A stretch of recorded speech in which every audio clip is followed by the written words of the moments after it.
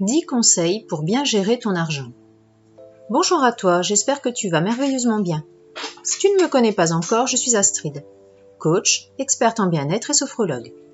Mon rôle est de t'aider à trouver des solutions pour améliorer ton quotidien et te créer ainsi une vie plus sereine. Ensemble, entretenons notre santé et développons notre bien-être. Accueillons le positif dans nos vies. Et bien sûr, si ce podcast te plaît, n'hésite pas à t'abonner à ma chaîne en cliquant sur le bouton rouge juste en dessous.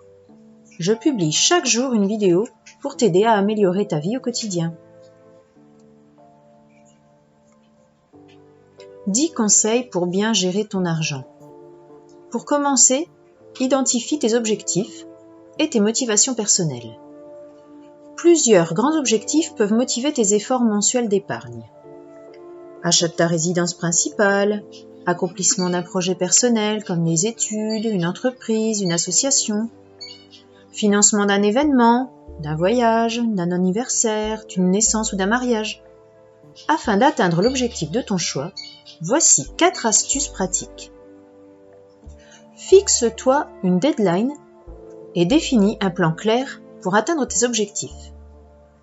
Note tes engagements afin de visualiser plus concrètement ton objectif. Ajuste régulièrement l'objectif à atteindre pour que tes projets demeurent réalistes. Célèbre tes réussites avec simplicité.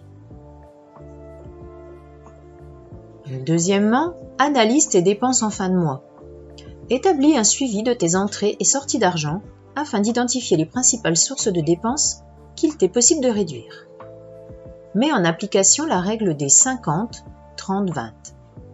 Si tu souhaites gagner en stabilité, l'idéal consiste à instaurer une routine d'économie mensuelle. La règle budgétaire des 50, 30, 20 peut t'accompagner dans cette démarche. Cette pratique consiste à répartir tes revenus, après imposition, en 3 catégories. 50% de besoins vitaux, comme l'alimentation, le loyer ou la santé. 30% d'envies plus superflues, comme le restaurant, les vacances, le shopping, et 20% d'épargne. Pour cela, automatise ton épargne et tes investissements. Il sera alors judicieux d'avoir recours au virement automatique. Utilise 3 comptes différents. Un premier compte, courant, peut réceptionner ton revenu mensuel. Un second compte peut recevoir 30% de cette somme par virement mensuel automatique et servir à couvrir vos dépenses superflues. Un troisième compte, un compte épargne par exemple, peut recevoir systématiquement 20% des entrées d'argent de votre premier compte. Fixe-toi un objectif dédié à tes loisirs. Plutôt que d'abandonner sous la pression au bout de plusieurs mois à te serrer la ceinture, veille donc à t'autoriser de petits plaisirs. Sortie cinéma, dîner au restaurant, achat d'un bon livre, ça t'évitera de craquer. Je te retrouve demain pour une autre vidéo. À demain!